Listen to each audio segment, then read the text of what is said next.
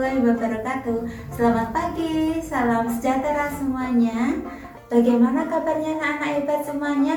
Ibu berharap dalam keadaan sehat dan tetap semangat mengikuti pembelajaran daring di tengah-tengah pandemi COVID-19 pada pagi hari ini. Kesehatan, tetap semangat dan selalu patuhi protokol kesehatan pencegahan COVID-19.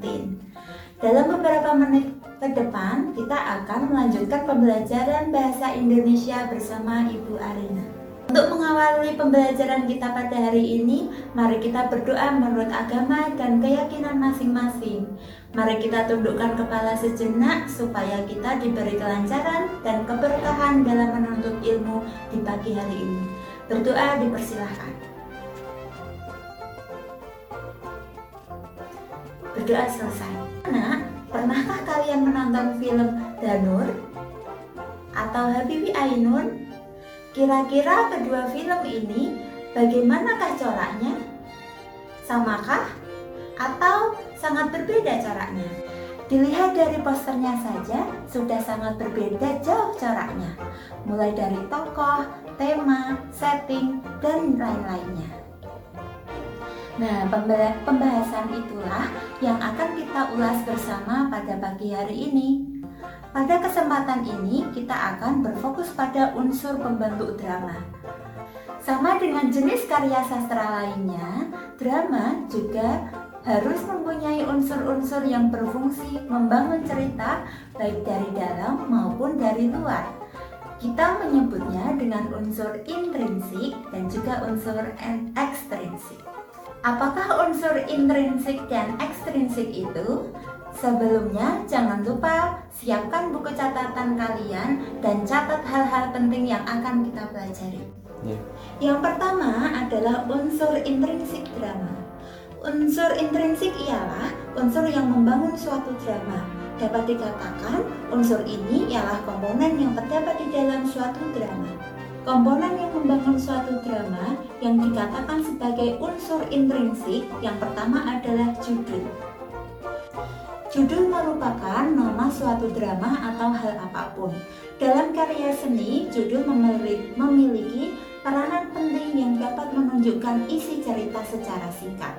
Selain itu, dengan melihat judul, kita akan mengetahui beberapa hal atau jalan cerita dari suatu drama. Yang kedua adalah tema.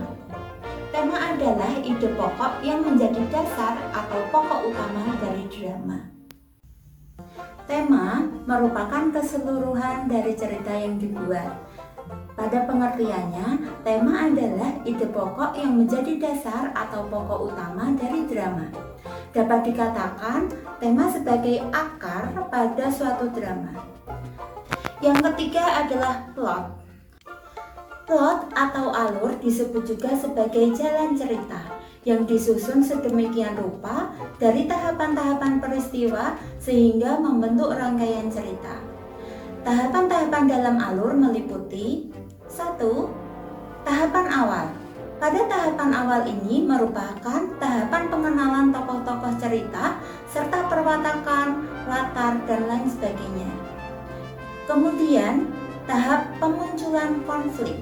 Pada tahap ini, konflik yang merupakan bumbu agar suatu drama lebih menarik akan terjadi. Konflik-konflik ini tentunya melibatkan semua pemain.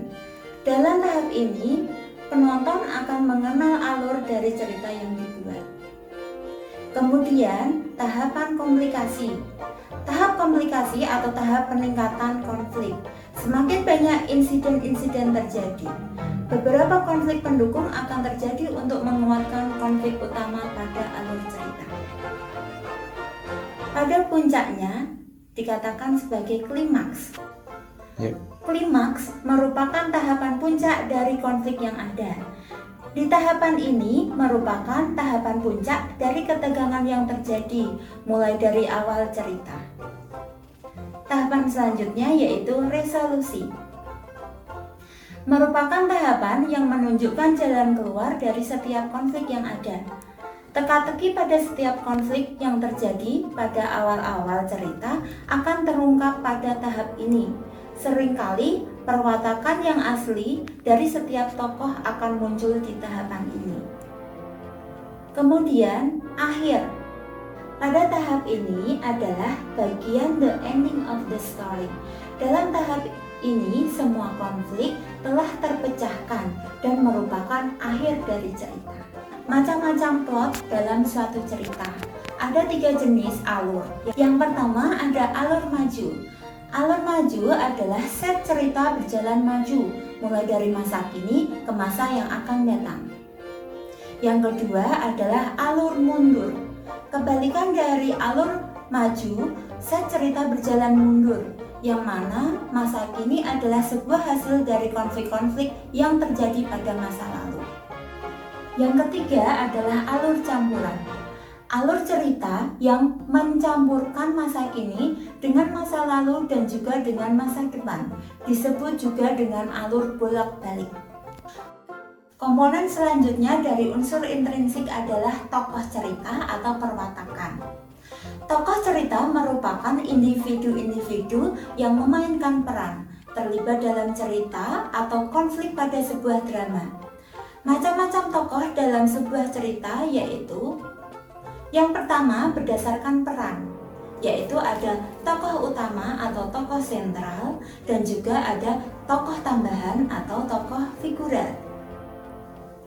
Tokoh sentral merupakan tokoh yang dikuatkan atau tokoh utama dalam sebuah cerita atau drama. Sedangkan tokoh tambahan atau figuran merupakan tokoh yang membantu atau mendukung cerita. Dalam setiap cerita dapat memiliki beberapa tokoh utama yang dapat dikenali dengan sering munculnya dalam cerita. Sedangkan tokoh figuran hanya muncul beberapa scene sehingga hanya untuk menunjang cerita dan tokoh utama. Berdasarkan wataknya, tokoh dibagi menjadi 3, yaitu tokoh antagonis, protagonis, dan juga tokoh pritagonis. Tokoh antagonis adalah tokoh yang digambarkan sebagai sosok yang penuh kelicikan, jahat, dan penyebab munculnya suatu konflik. Sedangkan tokoh protagonis adalah tokoh yang mengalami konflik dengan tokoh antagonis. Biasanya bersifat baik hati, disakiti, dan lain sebagainya. Yang ketiga adalah tokoh tritagonis. Tokoh ini adalah tokoh netral, yaitu tidak berpihak pada tokoh antagonis maupun tokoh protagonis. Unsur intrinsik selanjutnya adalah dialog. Dialog merupakan serangkaian percakapan dalam cerita. Teknik dialog amat penting bagi sebuah cerita. Masing-masing tokoh sangat dikuatkan dengan dialog yang diucapkan serta gaya atau mimik wajah. Selanjutnya yaitu konflik. Konflik merupakan masalah, pertikaian, pertentangan yang terjadi pada suatu drama. Konflik ini dialami oleh tokoh utama dengan dibantu oleh tokoh-tokoh penunjang. Setiap drama atau cerita memiliki konflik yang berbeda-beda. Konflik suatu drama akan menambah ketertarikan pada penonton. Selanjutnya adalah latar atau setting. Latar atau setting merupakan tempat terjadinya setiap peristiwa yang berlangsung dalam alur cerita.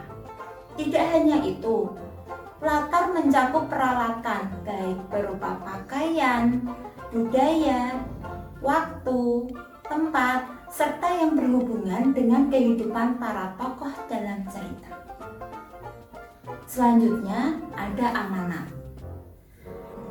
Tentu, dalam sebuah cerita ingin menyampaikan sebuah pesan-pesan moral kepada penonton.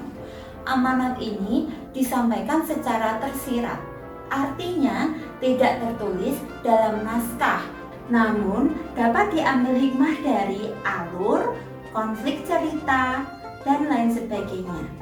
Ini merupakan bagian amat penting dan tidak boleh dilupakan dalam sebuah drama.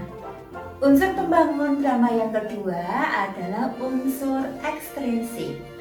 Unsur ekstrinsik drama merupakan unsur yang datang dari luar namun memengaruhi sebuah cerita yang disajikan.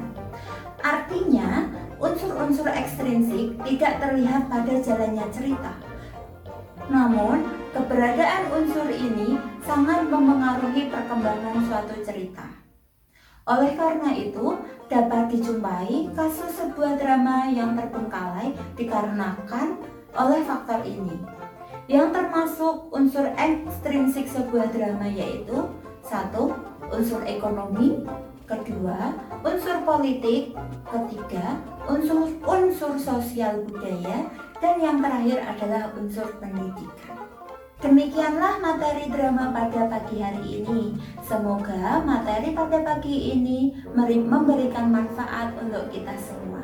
Terima kasih. Kalian sudah mengikuti pembelajaran dengan penuh semangat.